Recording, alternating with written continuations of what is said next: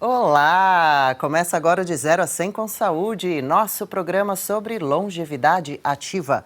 Vamos juntos nessa jornada descobrir os caminhos para viver por mais tempo com qualidade de vida. Aqui sempre recebemos profissionais da área da saúde qualificados para dividirmos conhecimentos. Hoje agradeço a presença do Dr. Jefferson Medeiros, médico cirurgião oncologista de cabeça e pescoço. Doutor, bem-vindo, uma honra o senhor por aqui no nosso estúdio. Muito obrigado, Adriana, obrigado demais. E eu fico feliz também de poder contribuir um pouco, falar sobre longevidade, que eu acho que é tão importante para a nossa população que está vindo mais longeva. E aí a gente tem que dar agora qualidade, não é isso? Exatamente, importante, e o senhor tem muito a acrescentar. Já começo logo perguntando o que pode provocar câncer na cabeça e no pescoço. Vamos lá, o câncer de cabeça e pescoço, se a gente for olhar para a grande maioria, ele é muito ligado ao tabagismo e ao alcoolismo. E aí a gente vai ver o álcool, o abuso do álcool, não aquele vinho final de semana, uma cerveja, alguma coisa assim. E o tabagismo, que a gente estava... Na boa, né? Vamos lá, Adriana, a gente já estava se livrando e aí a gente veio com esse tal do cigarro eletrônico. A gente vai conversar um pouquinho mais sobre isso. Bastante. Mas que está trazendo, deixando a gente de orelha em pé, porque pode trazer não, já está trazendo e vai trazer outros malefícios. Como é essa questão que o senhor deve estar por dentro no nosso país de abuso de álcool? É grande, porque é um assunto tratado um pouco com discrição, como tabu, mas os números podem ser altos, né? E também da questão desse cigarro vape, mais adolescentes, continua o abuso mesmo com tantos alertas? Vamos lá. O que aconteceu com o cigarro eletrônico especificamente? Um chinês que fez o cigarro eletrônico, ele fez porque o pai dele morreu de câncer por causa do cigarro. E aí ele fez um cigarro eletrônico onde as pessoas conseguissem fazer o que a gente chama de desmame. O que é desmame? Pô, imagina um cara que tinha uma carga tabágica lá, 3 carteiras de cigarro por dia. Então o cigarro eletrônico, ela vinha para diminuir a quantidade de nicotina até a pessoa parar. E depois que a gente começou a ter leis, e aqui em São Paulo eu lembro muito bem quando começou, mais fortes, onde você não podia estar fumando mais em restaurantes, e coisas que a gente hoje em dia acha absurdo, né? No avião, pô, a gente viajava e tinha... E essa quebra desse cigarro foi muito importante. Só que saborizaram, glamourizaram o cigarro, que foi agora com os vapings. Botaram ali um cheirinho de menta, um sabor de canela, e isso daí foi exatamente para atrair a população que não estavam mais com contato, que foi os nossos adolescentes. E vem crescendo muito, e a coisa... Tudo que vem muito novo vem com aquela, putz, mas não é mais cigarro, mas não vai mais dar problema. E aí a gente sabe que você vai ter que pagar uma conta mais lá na frente. E muitos jovens ou pessoas também de idades variadas sendo internadas, precisando de atendimento hospitalar por causa do vape, na região do pulmão, né? Claro. Mas na cabeça e no pescoço, que é a especialidade do senhor, que são, como esses tumores se desenvolvem a partir desse uso? É uma fumaça química, um vapor químico? Vamos lá, eu vou dar um exemplo que eu acho que é bem importante para quem está nos assistindo, e se a gente for lembrar do Rio Grande do Sul. O câncer de esôfago, que a gente tem muito grande no Rio Grande do Sul, toda a região sul, ela vem porque a água que toma o chimarrão é uma água muito quente. E eu dou um exemplo que eu acho muito interessante. Imagina que as células da nossa boca, da garganta, elas são quadradas. E elas não estão acostumadas com o calor do cigarro e nem estão acostumadas com a parte química do álcool. Então elas vão se transformar. Então essas células de quadradas, elas vão tentar ser redondas, porque as redondas elas vão conseguir dar conta dessa temperatura e do álcool. Só que nessa transformação de quadrada para ela se adaptar, você pode ter uma alteração, pum, e ali começa um câncer. Então, se a gente sabe que uma água quente, que é o que causa o câncer no esôfago, que é por causa do chimarrão, imagina você vem com cigarro eletrônico, onde você vai ter nicotina, você tem outras substâncias químicas que também vão fazer com que haja uma transformação nessas células. Só que nessa mutação, nessa tentativa do seu organismo de conseguir se adaptar, você pode ter um câncer ali disparado nesse meio do caminho. Alertas bem sérios, inclusive para quem então vive no Rio Grande do Sul, né? Região do país que costuma consumir mais mesmo e com muita frequência, aliás, o chimarrão. Sim. Quem diria, não é? Precisa uma moderação nisso, se informar para se proteger, né? Bacana, doutor. Agora, cabeça e pescoço, regiões já que a gente sabe bastante delicadas. Os tumores na cabeça e no pescoço são difíceis de ser tratados? Eles evoluem rápido? Qual o perfil? Vamos lá, a gente vai dividir em dois grandes perfis. Primeiro, câncer de tireoide, que é o mais comum hoje em dia. O câncer de tireoide, a gente não sabe especificamente o que causa o câncer de tireoide. Então, quando você faz um ultrassom, e geralmente o ginecologista vem pedindo muito nessa parte do check-up. O ginecologista, ele se tornou realmente o clínico geral da mulher. Então, quando ele faz o check-up, ele pede ultrassom no tireoide. E a gente vai ter ali, em média, de 40% até 68% das mulheres, vai variar com a idade, você pode ter um nódulo na tireoide. E esse nódulo tem que ser muito bem avaliado, porque a gente já sabe que tem um aumento do número de câncer, e aí a gente vai ter uma soma tanto da gente ter mais exames sendo feitos, o ultrassom é o grande exame, e é muito mais fácil. Então, o câncer de tireoide, a gente tem esse boom de diagnóstico, e ele vai ser o principal. Os outros cânceres de cabeça e pescoço vai ser um câncer de boca, um câncer de língua, um câncer de garganta, que a gente chama de orofaringe. A gente vai ter outras avaliações. Então, vamos lá. Na boca, especificamente, o álcool e o tabaco a gente já falou. Quem fuma e bebe tem cerca de 20 vezes mais chance de ter um câncer de boca. Na orofaringe, que é lá na amígdala, lá na região de trás, ela também está ligada a uma coisa que é o vírus HPV, que é tão importante a gente falar, que a gente fala sobre a vacinação, pegar a sua criança ali, as meninas a partir de 9 anos de idade já podem tomar a vacina. E isso daí é importante a gente falar, Adriana, porque existe uma possibilidade de você dar um grande presente para os seus filhos, que é eles não terem cânceres advindo de um vírus que na Austrália eles estão prevendo para 2030 não ter mais câncer de colo de útero, nenhum outro câncer, seja de canal anal ou na minha região, que é a orofaringe, que é ali a amígdala e a garganta, por causa do HPV, porque simplesmente eles estão tendo uma vacinação em massa que vai fazer com que haja uma diminuição desse tipo de câncer. Inspirador, né? E que bacana que é um medicamento, uma vacina que está à nossa disposição também para que o uso seja feito, né? Que para previna essas condições tão sérias que a pessoa possa vir a enfrentar. Quais são os exames de rotina que devemos fazer, homens e mulheres, para estarmos em dia com essas questões? Desde qual idade? Ou é preciso esperar algum tipo de sintoma? Olha só, o câncer de tireoide, a gente vai ver que ali entre 30 e 50 anos é o mais comum. Então, no dia a dia, quando vai no ginecologista, os ginecologistas estão pedindo ultrassom e a gente vai já avaliar se tem nódulo, se o nódulo, se for preciso fazer a punção e saber o diagnóstico. Os cânceres de cabeça e pescoço têm uma coisa muito interessante, Adriana, que é o seguinte: abre a boca, abre a boca. Então, se você tem uma ferida que seja branca ou vermelha, que já passou de 3 semanas, já passou um monte de remédio, um monte de medicação, já foi no dentista, o dentista passou medicações também e não melhorou, tem que acender aí uma luzinha vermelha para fazer uma biópsia, tirar um pedacinho e você avaliar. Porque assim, o câncer de cabeça e pescoço, câncer de boca. Abre a boca e você vê. E as pessoas que fumam, e a gente pode falar um pouquinho aqui, chamar a atenção, porque você teve alteração na voz, é importante fazer um exame, a gente chama de videolaringoscopia, que vai ver até a sua corda vocal, para saber se tem alguma alteração.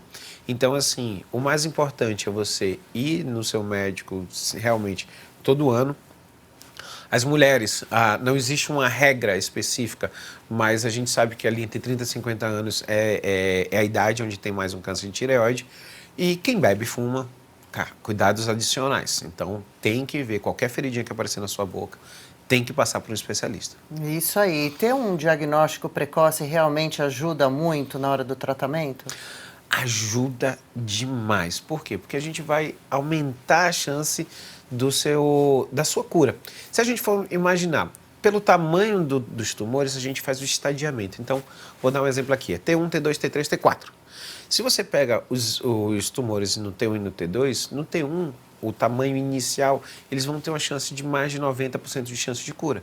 Então, se você tem uma ferida pequena, se você tem um tumor na garganta, lá nas amígdalas, se você tem um nódulo tireoidiano pequeno, isso daí faz com que você aumente a chance da sua cura. E também o tratamento ele vai ser mais fácil, vai ser mais indolor, vai ser mais rápido e evitar também sequelas. Perfeito. E os tratamentos no Brasil estão avançados? A gente tem bons maquinários e profissionais da área? Vamos lá. Como, senhor? O cirurgião de cabeça e pescoço, Adriana, nós brincamos que nós somos aves raras. São poucos realmente em todo o Brasil. Aqui no Brasil, a maior concentração, no Brasil e no mundo, tá? A maior concentração é aqui em São Paulo. Mas quando a gente vai falar, cara, não deixamos nada a desejar.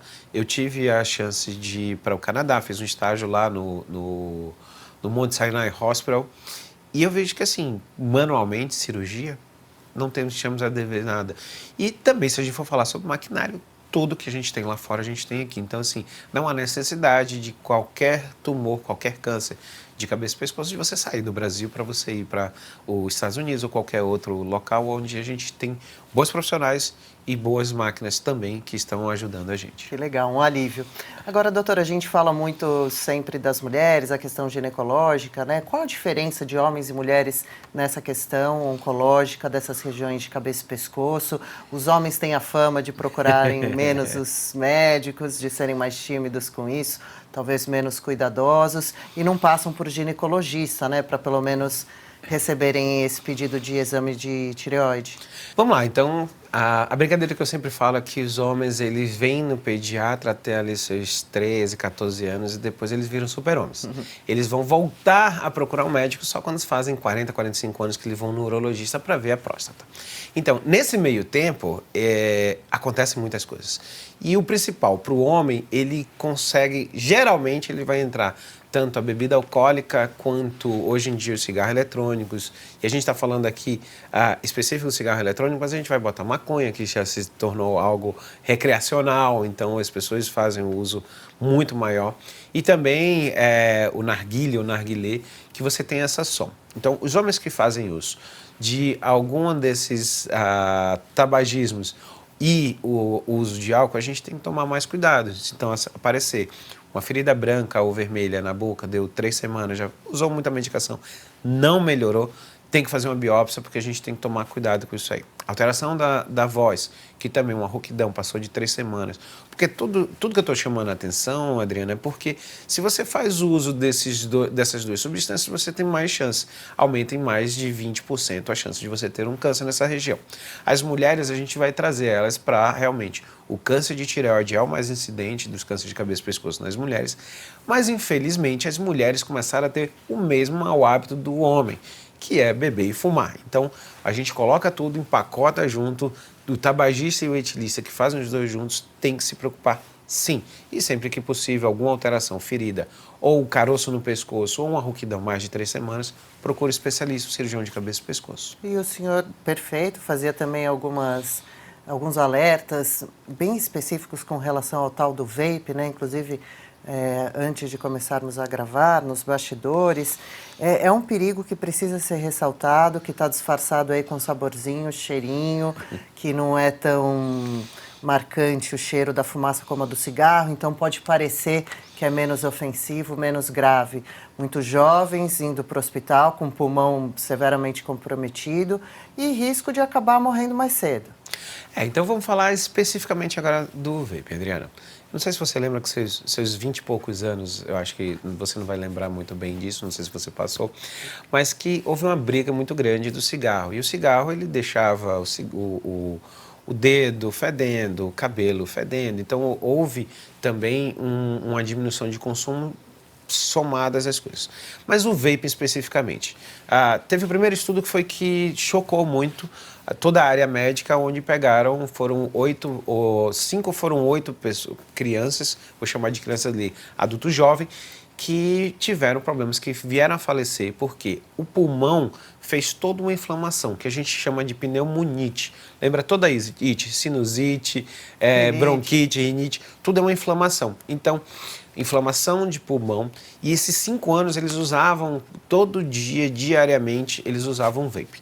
E o pulmão deles parecia um pulmão já de um senhor de 60, 70 anos, que já estava todo acabado por causa do cigarro eletrônico. Então, se a gente for ver, eu falei anteriormente sobre a necessidade inicial do cigarro eletrônico, que era para diminuir a quantidade de nicotina até a pessoa parar. Quando colocaram um sabor de menta, sabor de canela, quando eles começaram a fazer entrar especificamente o nosso adulto jovem, então ali você vai pegar ali desde um 14, 15, 16 anos que a gente começa a ver os meninos principalmente, mas as meninas juntos, fumando cigarro eletrônico, eles vão levar ao longo da vida, só que diferente do cigarro que a gente tradicional, que a gente já conhecia e que os problemas iam dar lá no final da vida, lá para os 60 anos, a gente começa a observar diferente, que as alterações agudas, quer dizer, as inflamações que vêm mais rápidas, elas acontecem 5 anos de uso diário, você já vai ter alteração. Que assunto importante, hein? Tá dado o recado. O Dr. Jefferson é muito simpático, mas fala a verdade, tem que lidar com a realidade. É dura. Daqui a pouco a gente segue a nossa conversa de hoje. É preciso se informar, ter acompanhamento médico, colocar em prática melhores hábitos de vida. Já já voltamos. O meu recado agora é para você, homem ou mulher, que está sofrendo com a queda de cabelo. Gente, é sério, dá uma olhada nessa imagem. Isso é uma cliente real do É Coisa de Pele Hair, com uma alopécia grave. Agora olha o que acontece depois de 2 meses de tratamento. Ficou bom, não ficou? E olha agora, com 6 meses de tratamento, que resultado mais incrível! A Débora está aqui, vai falar desse produto que tem ajudado centenas de milhares de clientes a recuperar a autoestima e ter cabelos mais volumosos. Bem-vinda, Débora! Muito obrigada, Adriana. E é isso mesmo. Um oi para você que está em casa. E isso não é imagem de internet, gente. É a nossa cliente que se chama Lisa. Ela teve uma solução definitiva para sua queda de cabelo. E antes de eu te explicar por que o É Coisa de Pele Hair funciona, eu quero já dar um presente para a audiência da Oeste.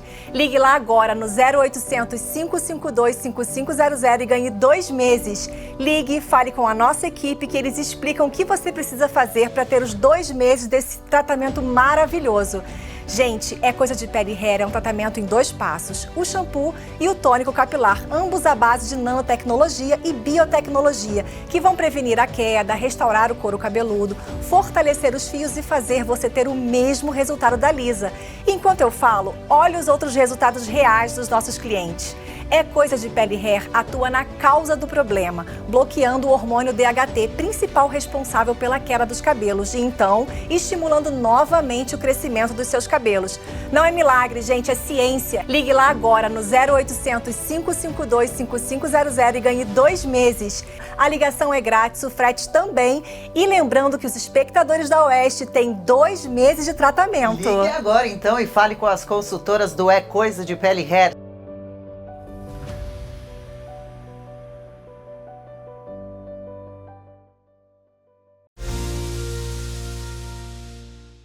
Já estamos de volta hoje falando sobre oncologia, regiões da cabeça e do pescoço, a importância de prevenções e como estão os tratamentos. Para nos ajudar, Dr. Jefferson Medeiros. Doutor, no primeiro bloco a gente falava um pouco sobre os tratamentos avançados, bons médicos, apesar de que poucos da área no país. Como é a questão da robótica, da inteligência artificial nesse campo da medicina? Bom, a cirurgia robótica, ela veio muito forte inicialmente para as cirurgias abdominais. Então, principalmente a parte pélvica, que era a parte do câncer de colo de útero, ovário, também a urologia, a parte de próstata. Só que ela, como a melhora, a gente veio, principalmente na cabeça e pescoço, o primeiro local era o que a gente chama de orofaringe. O que é orofaringe? Loja amidaliana, as amígdalas da gente, a parte da língua posterior. Então, essa região era uma região muito difícil para ela ser acessada. As cirurgias, para ter uma noção, Adriana, a gente tinha que abrir toda essa parte, tinha que quebrar o osso para ter um acesso. Uau. E hoje em dia, com a robótica, o que a gente faz? Simplesmente a gente consegue maximizar. Então, a gente consegue fazer cirurgias de lesões sem precisar desses grandes aventuras cirúrgicas. Então, ela veio muito forte. E com o passar do tempo, a gente começou a ter essas utilizações. Então, as cirurgias de tireoide também, que a gente começou a ter cirurgias que a gente pode fazer via robótica, as coisas estão encaminhando, já tem muitos estudos, muita gente já fazendo, mas é interessante porque a todo momento a tecnologia ela vem ajudar a gente. E a inteligência artificial também não está diferente. Então, a gente sabe que a inteligência artificial ela vem com força. E aí eu acho que o mais importante para nós médicos, e eu acho interessante, outro dia eu ouvi sobre isso, sobre essa parte de inteligência artificial, da parte de robótica, é algo que nós temos que nos adaptar, mas a próxima geração, ela já nasceu dentro dela. Então, eu lembro muito bem que ainda quando eu fazia cirurgias abdominais, que a gente fazia cirurgia por vídeo, a noção do 3D para o meu professor mais antigo era diferente da minha, porque eu jogava videogame. Então, jogar videogame, essa noção do 3D, de onde está as estruturas, é muito interessante. Então, a inteligência artificial e a robótica, ela vem com força, já está sendo utilizada, e eu tenho certeza que vai ter muito mais áreas que vão se beneficiar dessa tecnologia. Que bom, né? E também, doutor, quando o senhor fala sobre esses tratamentos, essas cirurgias, quando se descobre um tumor na cabeça ou no pescoço, geralmente quais são as opções de tratamento, remédios a princípio, e depois essas intervenções mais a fundo, quais são as mais tradicionais, cirurgias mais feitas relacionadas a câncer na cabeça e no pescoço? Vamos lá, então a gente vai poder dividir os cânceres de boca, a cirurgia realmente ainda é o melhor tratamento. Quando a gente vai falar sobre corda vocal, então o alerta de novo, o pessoal aqui do estúdio que já ficou, o pessoal do usuário de vape, né? Então a gente tem às vezes a radioterapia, corda vocal, radioterapia igual a cirurgias que seja por laser ou seja as cirurgias convencionais. Isso a gente está falando sobre tumores iniciais. O que é ruim, Adriana? Quando a gente começa a ter tumores mais avançados, onde a gente vai fazer cirurgia, rádio e quimioterapia. Então, isso daí existe um desgaste muito grande por parte do paciente, por parte das famílias, porque o paciente ele vai ter que enfrentar tudo aquilo dali, mas ele vai enfrentar com o cônjuge dele, com os filhos. Lembra que a gente falou sobre câncer de boca e orofaringe, de garganta, são pacientes mais idosos, então são pacientes 60 a mais, onde a gente vai ter todo aquele consumo da família e do paciente. Então, a gente tem que lembrar que quanto mais cedo a gente dá um diagnóstico, melhor. Então, quando você tem um tumor mais inicial, a gente vai ter um tratamento mais fácil, a grande maioria das vezes vai ser cirúrgico, mas que você vai ter um bom resultado.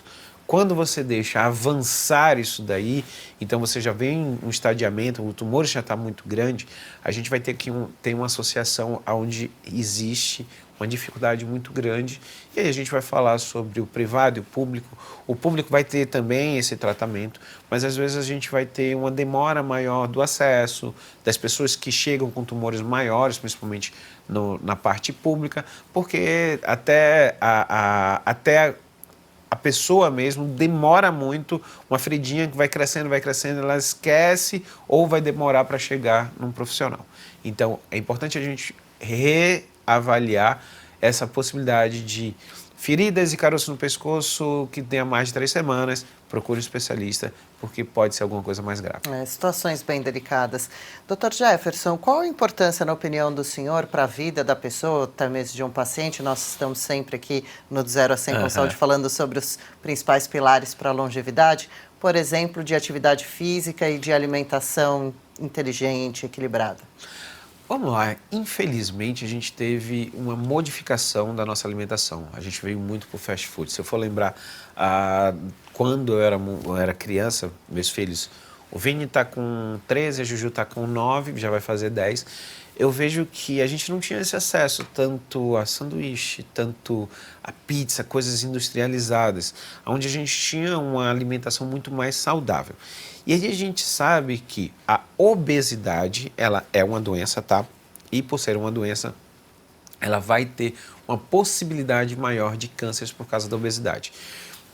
Então a gente vai levar, as coisas vai levar a alimentação, que leva a obesidade, que leva a alguns cânceres. Então a gente vai falar sobre alguns cânceres. O câncer de tireoide também tem uma ligação com a obesidade.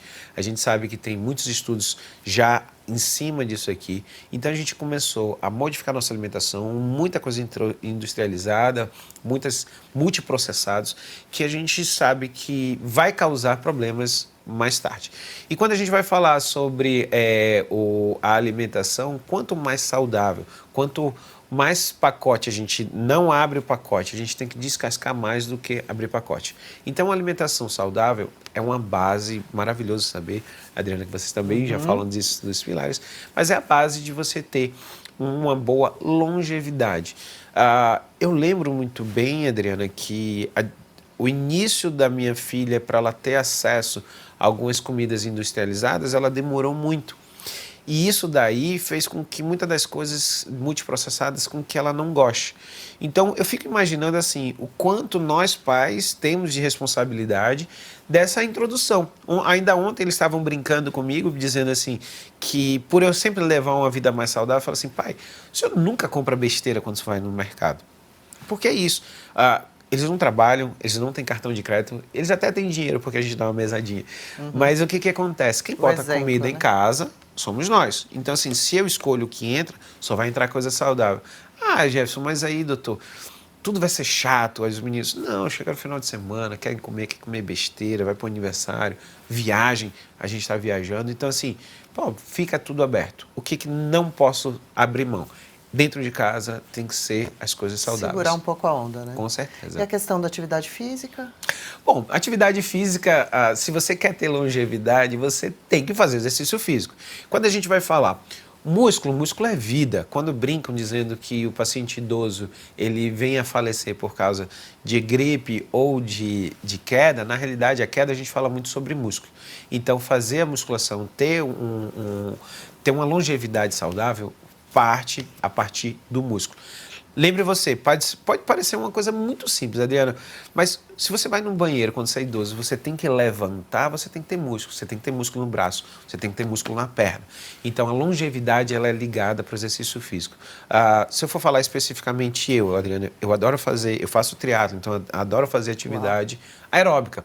Nessa atividade aeróbica, eu também vou ter um ganho de músculo, vou ter um ganho de qualidade de vida e vai diminuir a possibilidade de eu ter várias doenças. Então, o exercício físico ele tem que estar junto com a alimentação. Isso aqui é uma base. E, olha só, para quem está nos assistindo, o que eu quero que vocês entendam, o exemplo arrasta. Não adianta você querer que o seu filho faça exercício físico se você não faz. Não adianta se você querer que o seu filho se alimente bem se você não se alimenta. Então, assim, quer mudar tudo na sua casa? Você muda primeiro e daí você leva todo mundo junto. Show, maravilhoso.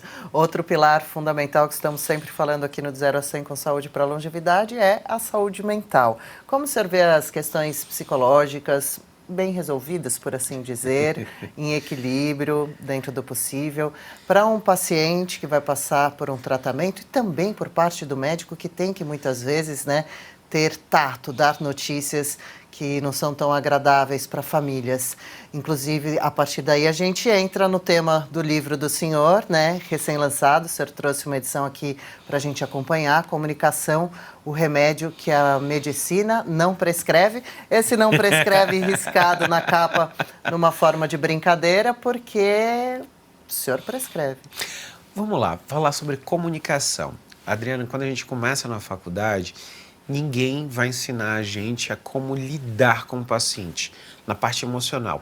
E eu que faço a área de cirurgia, então a área de cirurgia é interessante porque existe uma militarização, então alguma coisa muito rígido, onde você, sempre aquela cobrança de que você não pode errar, mas que a gente vê em uma mudança. Então, eu tive uma base espiritual dos meus pais, aonde sempre me fez olhar diferente para o paciente. Então, a comunicação, o livro da comunicação, o remédio que a medicina não prescreve, é exatamente isso. É o novo olhar, é a nova comunicação do médico para com o paciente. Por quê? Um fato que me deixou bem chocado foi que quando os nossos pacientes eles têm um câncer, e nós latinos principalmente, que somos cristãos, a gente vai trazer ali, poxa, olha, se Deus quiser vai dar tudo certo, ou a gente tem fé, a gente acredita que a fé e os pensamentos positivos, eles trazem algo muito forte. E a gente pode até falar sobre isso depois devagarzinho. Mas eu lembro que quando eu estava no Canadá que eu falei com o preceptor, eu falei, olha, eu quero acompanhar o senhor que ele ia dar um diagnóstico de câncer de boca para paciente. E aí ele não entendia, falou, mas para que você quer? Eu falei, não, só queria ver. Então, eu vi aquele momento, ele simplesmente discorreu toda a doença da paciente, olha, você tem câncer de boca, vai acontecer isso, a chance de tratamento é essa. Bem técnico. Bem técnico. E eu vi que ela respirou fundo, parou e falou assim, mas o que o senhor acha? Ele falou assim, eu não acho nada, a vida é sua. Então, a senhora tem uma semana para a senhora voltar aqui e me dizer o que a senhora quer de tratamento. Imagina a dificuldade dessa pessoa, porque assim, a gente via que ela tinha pouco conhecimento e uma dificuldade muito grande de absorver tudo aquilo. E para mim, a comunicação do médico, ela tem que ser outra. Ele tem que entender aonde ela está, o que é que ela entende do tratamento. Um pouco mais humano. Um pouco muito humano. Então, quando eu falar de humanização, na realidade é o seguinte, a gente dentro da faculdade, e eu advogo sobre isso, porque assim, dentro da faculdade a gente aprende doença e tratamento. Eu não tenho uma aula lá de bons modos, não tenho uma aula lá de como atender bem o paciente com empatia. Então, assim... Limite do carinho. Exatamente. E muitas das vezes a gente vê, e eu trabalho na área de oncologia, eu fui acadêmico no hospital, na Fundação SECOM, que é um hospital de oncologia do Amazonas, aonde desde de acadêmico eu estou no meio oncológico. E eu vejo que aquilo dali, o quão difícil é você ter um diagnóstico, de você ter que lidar com aquilo dali, como eu falei antes, a família está junto. Então, se a gente não tiver mais empatia com o paciente, e eu digo que, assim, de todas as histórias que eu tenho para contar, ainda ontem recebi um áudio de um paciente que teve um câncer avançado, que faleceu, mas a gratidão da família, só de dizer assim, poxa, doutor, muito obrigado. Muito obrigado pela forma que o senhor conversou com a gente, pela forma que o senhor expôs. Atenção. A atenção. Posso contar uma historinha? Por favor, o senhor está aqui para isso, a gente agradece. E eu também fico pensando, será que não passa por a cabeça de alguns médicos como eu gostaria de ser tratado se eu estivesse no lugar do paciente, né?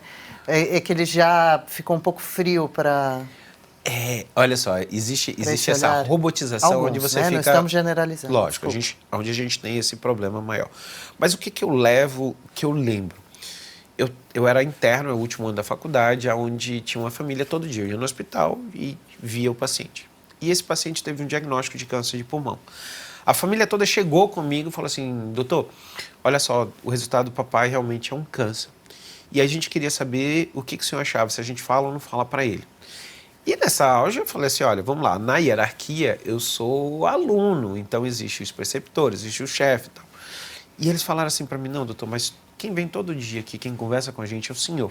Então, mesmo o senhor sendo aluno, a gente quer saber, para mim, importa muito mais o que o senhor fala. E aí eu falei, olha, fala para o seu pai o que está acontecendo com ele, qual foi o diagnóstico, e deixa ele tem que escolher o que ele quer fazer para a vida dele. E aí, vamos lá, lapso de tempo, não lembro mais quanto tempo, 10 anos depois, eu estou dentro do supermercado e vem uma mulher me abordar e fala assim, doutor, tudo bem, o senhor lembra de mim? Aí eu ri e falei assim, desculpe não, né? Tantos pacientes. E ela falou assim, olha, eu sou filha daquele paciente, que o senhor ainda era aluno, e eu queria lhe agradecer, porque quando a gente deu o diagnóstico para ele, ele simplesmente quis morar no sítio dele, ele e a esposa, falou, olha, ele e a mamãe foram para o sítio, toda semana a gente ia lá levar os medicamentos, levar tudo direitinho, mas ele veio a morrer do câncer de pulmão da forma que ele queria.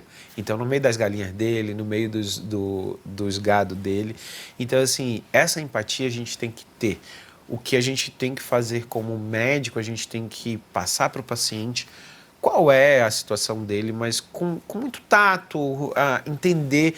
As pessoas, às vezes, financeiramente, ela vai ter uma possibilidade maior e tem um entendimento maior.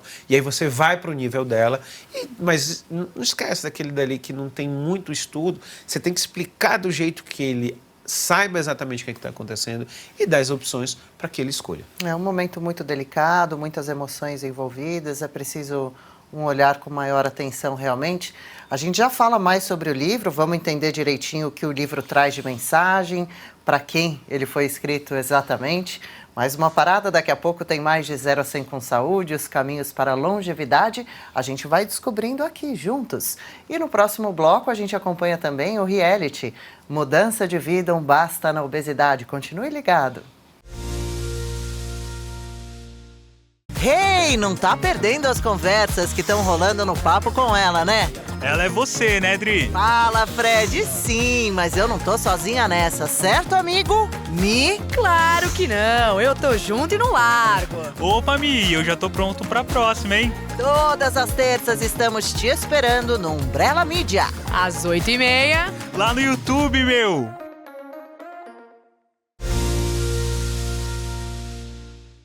Obrigada pela companhia por aqui. Vamos aprendendo a nos cuidar do físico e do mental para termos mais tempo de vida com qualidade, de forma ativa, com bem-estar. Hoje recebemos o doutor Jefferson Medeiros, que é oncologista. Doutor, estamos falando sobre o livro que o senhor escreveu, lançado recentemente. Para quem o senhor escreveu? É claro que para todos, não é? Mas especificamente, qual conteúdo ele traz que pode ajudar a engrandecer quem consumiu o conteúdo? Vamos lá, quando eu tive a ideia de escrever o livro, ela foi muito para contar a história da comunicação, da minha história junto com a comunicação. E desde o momento, Adriana, eu estava fazendo uma pós-graduação pela USP em Educação e Saúde. E eu li um artigo que eu achei muito interessante. E nesse artigo, que era da Sociedade Americana, Associação Médica Americana, falava sobre a necessidade dos bons profissionais, que seriam acadêmicos, de vir às redes sociais para realmente poder divagar as coisas objetivas e certas. Por quê? Porque a gente fala às vezes sobre o charlatão. Por que tanto charlatão cresce dentro das redes sociais? Porque os professores, doutores, PhD, eles estão dentro da sua academia e não estão falando com o público. E desde esse momento, isso daqui abriu muito a minha cabeça sobre a possibilidade.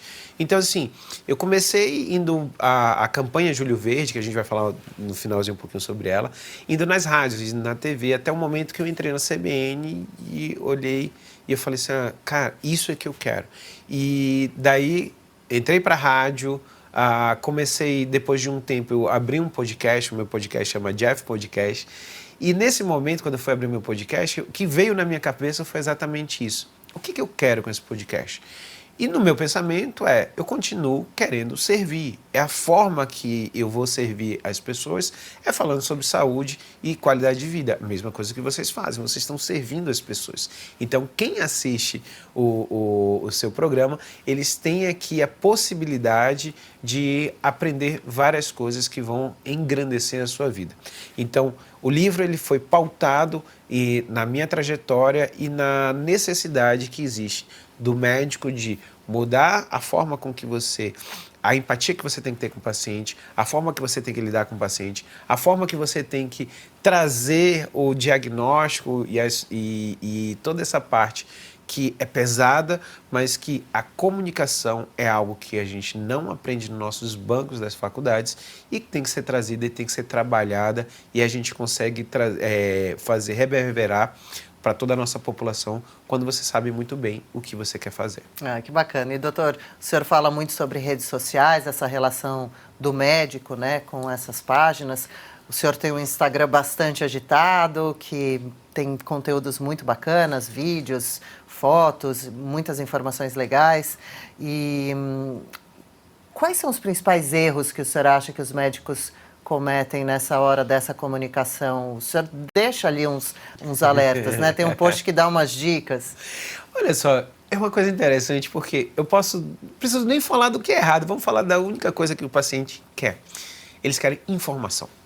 O paciente que entra no Instagram, que entra na rede social do médico, eles querem informação. Então, assim, deixe ali o que você mais sabe fazer, o que você fala no seu dia a dia.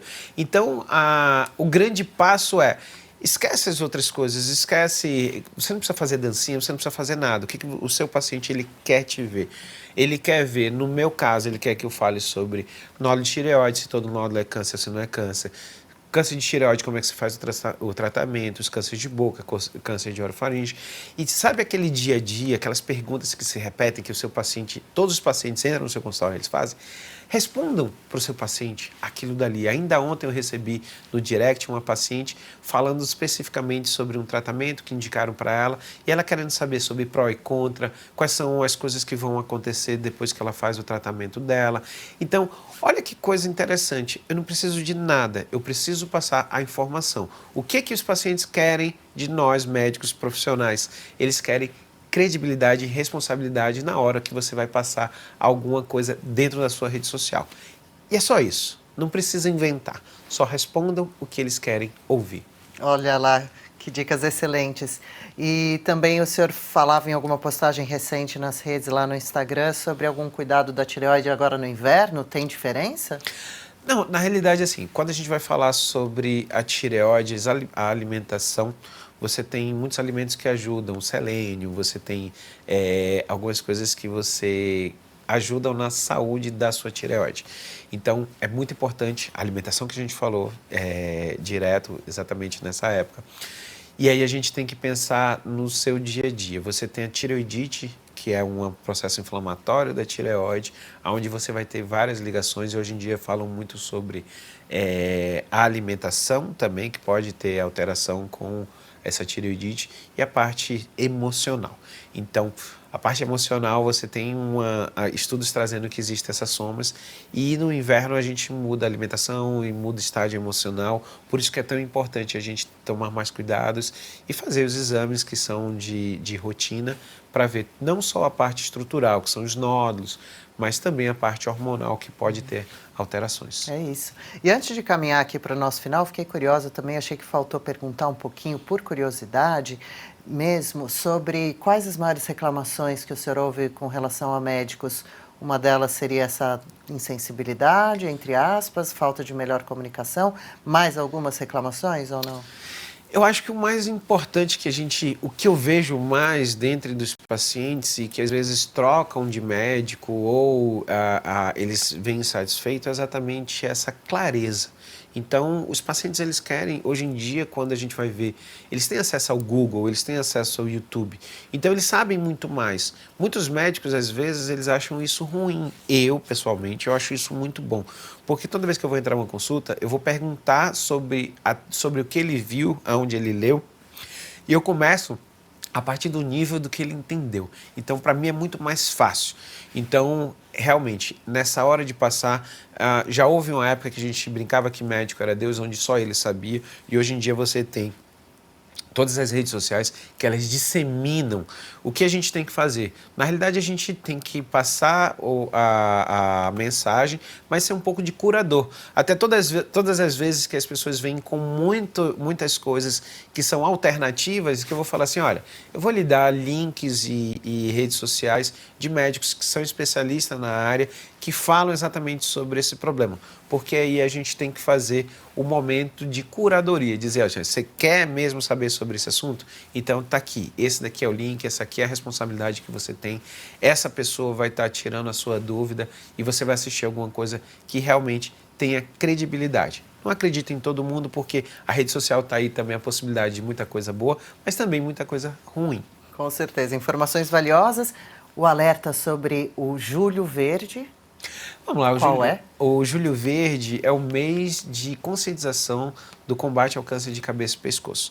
Então, nesse mês a gente bate muito forte dentro dessa área. O vírus HPV, que é importante a gente lembrar que ele pode ser, as crianças podem ser vacinadas, os adultos têm a possibilidade de se vacinar sim, mas aí você vai ter na rede privada, não na rede pública, que está disponível para as crianças. E aí a gente vai falar sobre o câncer de tireoide e o câncer de cabeça e pescoço, o resto que vem de tabagismo e etilismo. Feridas na boca, rouquidão, o caroço no pescoço acima de 3 semanas que não melhorou, procure especialista, um cirurgião de cabeça e pescoço. Isso aí. Para a gente encerrar, claro, suas redes sociais, para que possam, quem nos acompanha, eu já sigo, acessar direitinho também o podcast, a participação na Rádio CBN, como é? Vamos lá. Então, redes sociais, Instagram, o Dr. Jeff. Então, O-D-R-J-E-F-F, o Dr. Jeff, fácil. E no YouTube você tem o Jeff Podcast. Coloca lá Jeff Podcast. São 2 anos fazendo podcast. Toda segunda-feira, 19h19, sobe sempre um assunto ligado à saúde e qualidade de vida. Então, vocês não podem perder. Aproveitem e se deliciem. Quem gosta agora que está chegando o inverno aqui em São Paulo, quem gosta de maratonar, fica à vontade. O senhor tem lugar de fala para o assunto. Um pouquinho antes de começar o programa, conversávamos. O senhor chegou a citar algo como da obesidade ao triatlon, algo assim. Como é essa sua história que exemplifica esse título, esse pensamento, esse exemplo que o senhor pode dar? Eu dou uma palestra sempre que chama dos 120 quilos ao Ironman 70.3. O que é isso? Eu tive 120 quilos e a gente vai mudar na vida por causa do amor ou da dor. E aí eu senti uma dor no peito, achei que estava infartando, não era. Mas que do momento que eu tive essa dor até chegar no hospital, fui para uma UTI, eu ficava na minha cabeça pensando assim, e se eu morrer agora? Na época eu tinha 40 anos, os meus filhos iam ficar, minha esposa, nada daquilo que eu estava fazendo sobre trabalho, dinheiro, teria importância. E aí, naquele momento, eu consegui fazer a mudança do estilo de vida, que bate muito com o que vocês estão falando sobre reality. Não é fácil. Você tem que querer para começar. Então, esse foi o primeiro passo. Segundo passo, a sua família tem que estar junto. Então, lembra que eu falei muito sobre qual o alimento que entra dentro da nossa casa. Então, eu tive que chamar tanto a minha esposa quanto os meus filhos para pedir para eles fazerem o favor de: poxa, me ajudem, eu não vou trazer mais nenhuma besteira aqui para casa. Por quê? Porque se não tem, eu não vou desejar. Então, aí o momento foi a alimentação, trocada a alimentação de casa e a família vem junto.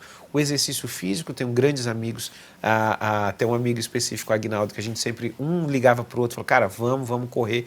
E de repente eu vi ali, eu tinha 120 quilos, perdi peso, entrei para o triatlon, e eu lembro que eu fiz o primeiro meio Ironman em Florianópolis e eu demorei 7 horas. Então, começou 6 horas da manhã, 1 hora da tarde eu estava chegando. Uau. E na minha cabeça vinha ali que eu achava que eu era a pessoa mais feliz que estavam dentro daquele Ironman. Por quê? Porque eu tinha uma história para contar. Então, mesmo não sendo tão rápido e tão veloz quanto os outros, mas a minha medalha era igual à medalha do primeiro lugar, só que essa medalha, para mim, fazia toda a diferença da vida. Então, aquilo dali foi um grande ganho, de vencer a obesidade e vencer tudo de ruim que infelizmente, a gente é embutido hoje em dia. É uma história de inspiração, realmente, de superação. Obrigada por compartilhar. Parabéns, viu, doutor? Obrigado. E o senhor é nascido na Bahia? Bahia, soteropolitano. Gente que baiano não nasce, baiano estreia, né? Então, por isso a facilidade. Estreou na Bahia, mas hoje mora em Manaus. Estou morando em Manaus agora. E tivemos a honra de pegá-lo numa passagem aqui por São Paulo. Muito obrigada pela gentileza de vir, por dividir esse conhecimento tão precioso com todos aqui. Eu queria agradecer o espaço também e eu queria agradecer a vocês que estão nos assistindo. Eu quero muito mesmo que vocês levem em consideração aos pilares que o programa está passando aqui para vocês. Então, alimentação, exercício físico e emoção. Os 3 andam juntos, não adianta. Então, se você não tiver os 3 bem controlados, qualquer um deles que descontrolar, pode ter certeza, ele leva os outros 2 pilares juntos. Legal, um prazer muito grande tê-lo por aqui. Sigo acompanhando o senhor. Sucesso cada vez mais em tudo, viu? Muito obrigado de novo. Muito obrigado e até uma próxima, que eu tenho certeza que eu vou voltar aqui. Até uma próxima, o convite já está feito, já estamos esperando também. E hora de acompanhar o reality Mudança de Vida, Basta na Obesidade. Como estará a Gabriela Moraes? A Gabi aceitou o desafio de, por aproximadamente 8 meses, mudar alguns hábitos para viver melhor. Exames médicos, treinos, alimentação, cuidados psicológicos. Já passamos dos 2 meses e, como toda semana, vamos ver como foram os últimos dias da Gabs, os altos e os baixos.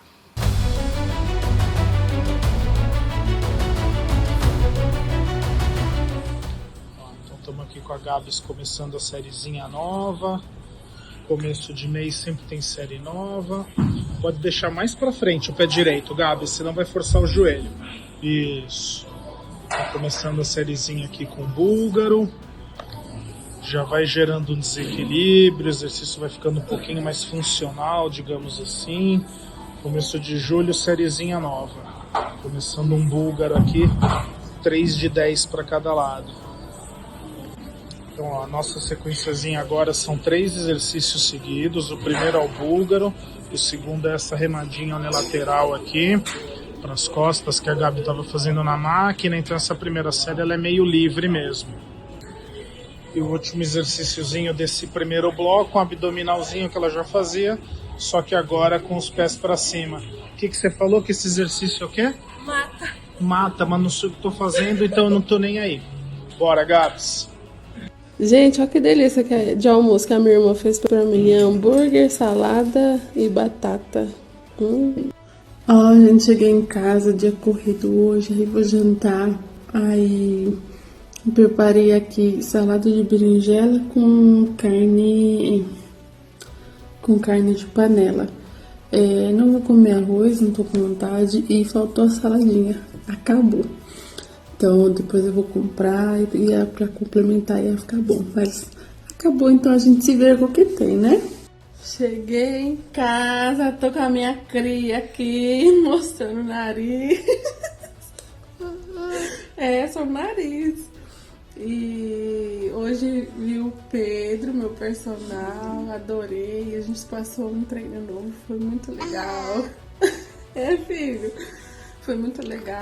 Fiquei bem motivada, tava com saudade já, né, Pedro? E pelo nosso reencontro eu ganhei até um presentinho, um chocolate, gente, ele é sem açúcar, sem gordura, sem tudo. Pedro, eu já experimentei, é uma delícia, viu? Não é ruim não, é gostoso. E lógico que eu vou comer com moderação, né, gente? Lembrando que chocolate, não é tão bom assim pra minha dieta, mas ele vai me dar um gás, gente, vai me dar um gás isso aqui. É um presente maravilhoso, eu amei. E vou comer com moderação, mas vou aproveitar esse chocolate aqui. Obrigada, viu?